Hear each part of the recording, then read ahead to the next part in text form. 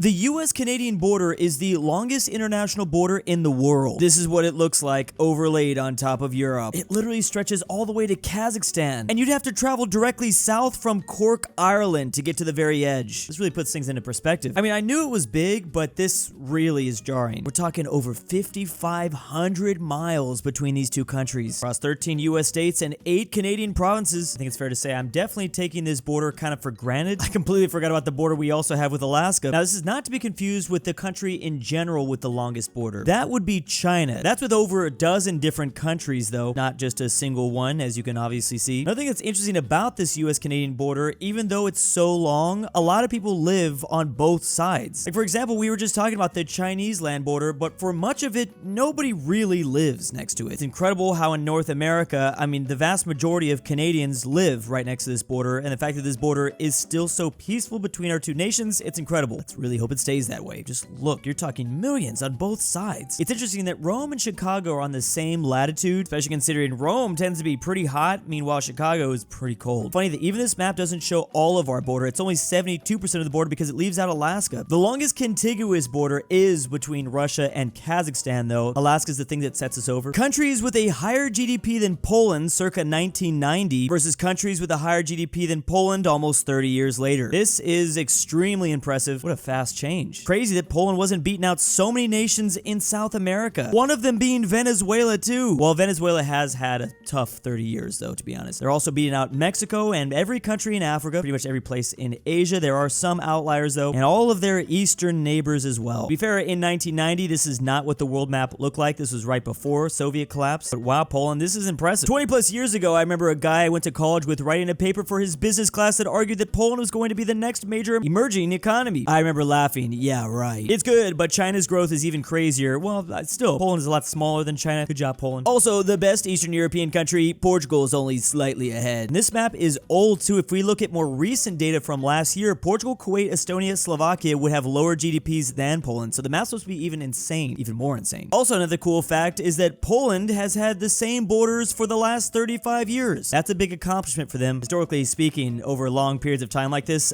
those borders tend to change. Or they just cease to exist. Here are some proposed unions in Europe. A lot of this is around the World War II time, but this has been going on for a minute. I mean, crazy unions in this continent is a pretty regular thing they got going on. A Benelux union between the Netherlands, Belgium, and Luxembourg that was proposed in 1944. I feel like that makes a lot of sense. There was also a Polish-Czechoslovakian proposal in 1939. Interesting year. It's not like that would have lasted very long. Both those places would have gotten eaten up very quickly. A Balkan Federation union, which was proposed in 1865, 1919, and 1946. It just didn't stop. The chaos there. There's no way. I can't see it happening. And maybe the most insane of all, the Franco-British Union in 1944. They fought like a war for 100 years over basically this. Imagine if they ended up just doing it diplomatically and peacefully. And there's actually a massive Wikipedia article of all the different union proposals that have happened throughout history. There's sadly only been one union proposal that was accepted on all of Earth in the 21st century, and even that, it's a little, well, it's obviously a little controversial. What happened to unions? Can we bring those back? Do we have to remember less countries? Can't believe someone proposed another Grand Columbia back in 2008. Some of these unions were still figuring out. They might end up happening. Balkan Federation is missing Portugal, the Brazilian-speaking Balkan country. The Balkan Federation would either be a great success or have the worst civil war imaginable. I think you know which one of these it would be. Yeah, Nordic Union, anyone? Where's that? I feel like there's a ton of other unions that we were missing from that diagram. There was also a proposed Franco-British Union in 1337. Can you imagine, though, if they had this back in the 1950s? This is an absolutely insane empire. I mean, the UK had already had the biggest empire known to man, and now add the French and their empire to it. This is insane. You're talking over 350,000 square miles, nearly 1,000,000 kilometers. Yeah, we're pretty much just combining the first biggest empire in history with the sixth at the very same time. And there's no overlapping land, so they control about 35% of the Earth's surface. World War II casualties. Now, I've seen these numbers a lot of times before, but actually what my eyes are being drawn to are some of the smaller numbers. Obviously, Turkey did participate on the Allies' side in World War II, but still they only lost 100 men. That's a little shocking. Switzerland was a neutral nation, yet they still lost 100. I'm assuming this is due to like people caught in crossfire. The Irish were also neutral, yet they lost 5,000. Now, this is probably because of volunteers. Spain famously was not a part of the Axis, but they still lost 14,000 people. Is that from the Civil War, or is that, again, volunteers helping out the Germans? Crazy how when it was all said and done, the Finns only lost less than 100,000 men. Yet looking over at the Soviets, this is insanity. Even though the Germans lost, they still dealt damage 3-1. The Estonians being saved significantly more than their other Baltic brothers. 2,000 Swedes, they also were involved in the war. Everyone always makes fun of Denmark for surrendering in 6 hours, but I mean, this is probably the reason why they ended up only losing 6,000 Danes. Only 2K in Luxembourg. That's pretty much all of Luxembourg's population, though. Bulgaria at only 25,000? Also, Greece ended up losing a lot, more than I expected. 80% of Soviet males born in 1923 didn't survive World War II. Those were all 18-year-olds when Operation Barbarossa began. Italy and the UK should really be the same shade. The number of casualties of each do slightly vary by source, but they're always very, very, very close. Turkey putting in work. What was Portugal doing during all this? Chilling. Everyone always forgets Yugoslavia, as well as Greece. Yeah, that's what I was surprised about. Death per capita can be a more illuminating statistic, yeah, because some of those countries just don't have a lot of people in general. The current highest military spenders in the world. So yes, obviously it's going to be the USA. I think we all know that, with almost 1 trillion. But China is only a third of the way behind, less than a third in fact, and they've been really increasing that. Then it's Russia. Compared to their economy as well as their population, this is insane. Pretty much their entire economy is built off of just their military spending. It's only 140 million people, maybe even less after the Ukrainian war, and their economy is basically the size of Spain. So it's like they're playing an RPG video game and they're just putting all their skill points into one thing. India is 4th. I'm a little surprised that India is 4th. I feel like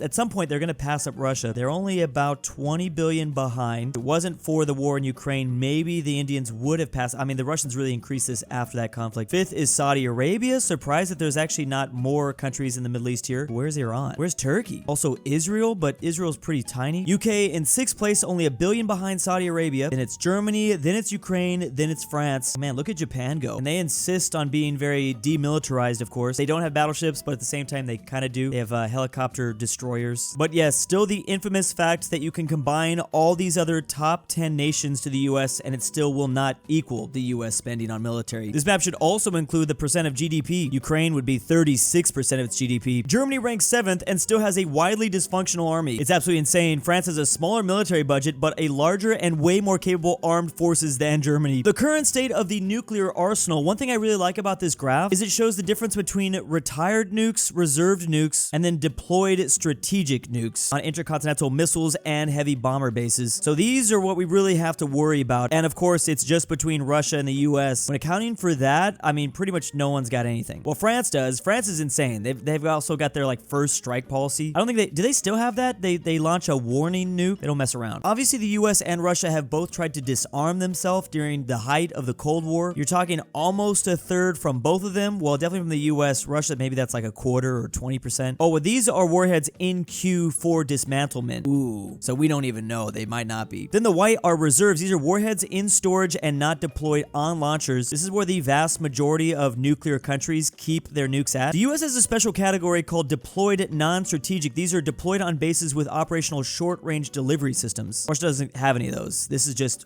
partly, I think the US can do this because we have so many international bases all around the world. So China has 3rd place with only 500, but the vast majority of them are just in reserve. Really good to see both India and Pakistan don't have anything in the red just yet. I hope that stays the same because that's a very scary border here between these two. Israel's at 90, again, not in the red. Also North Korea, not in the red. We predict that North Korea has 50 now. I remember when it was like maybe 7 or 10. This is as of last year. France wants all the smoke. Nukes require maintenance. I don't believe Russia has nearly that many nukes prepped and ready to use. Given the US spends as much on maintaining its nukes as Russia spends on its whole military, I think we can safely conclude that the strategic deployment number is probably inaccurate. Yeah, we do tend to, and we have tended to overestimate Russia, especially during the Cold War. A lot of times too, we thought they had tech that they definitely did not. How many does Jeff have? My name Jeff. North Korea, 50. When the frick did that happen? That's what I'm saying. Again, that is probably an estimate. We still don't know. I'm actually so embarrassed to admit I've been making this mistake for way too long. Like I'm talking, I made this mistake like literally just a year ago. When I'm on an airplane, I'm usually just watching the flight map because I don't know, that's just like a really guy thing to do. And the projection is almost always a flat map. It's never showing a globe. But when traveling to LAX to, well, for in this example, it's Dubai or Europe, you're gonna pretty much cross over the North Pole. Not exactly, but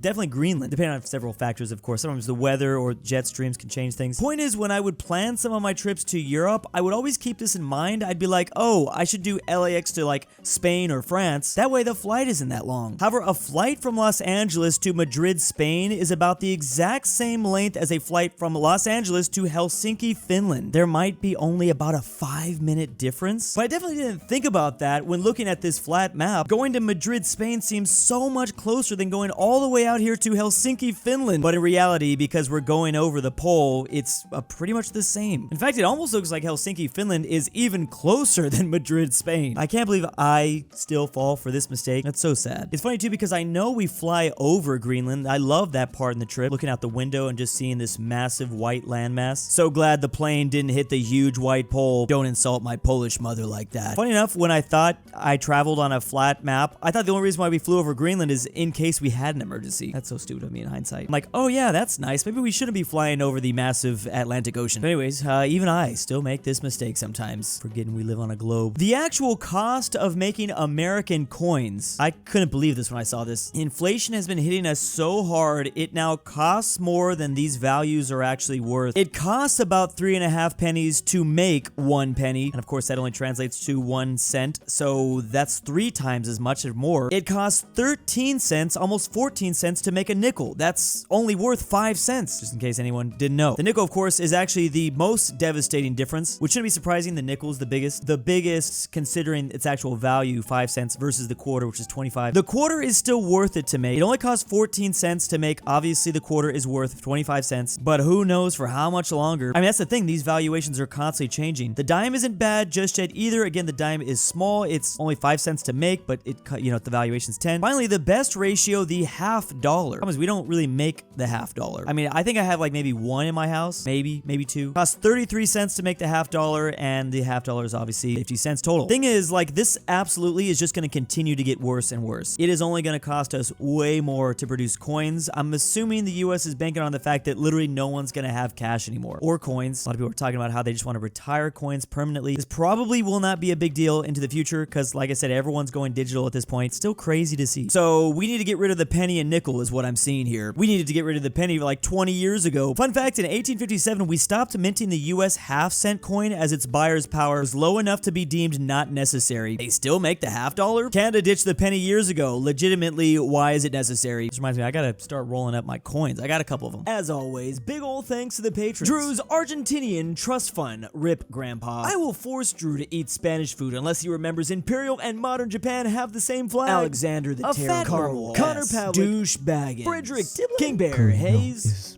LuxembourgLover. NordTyrol. the Goat. Tambre. Check that link down below if you want your name here.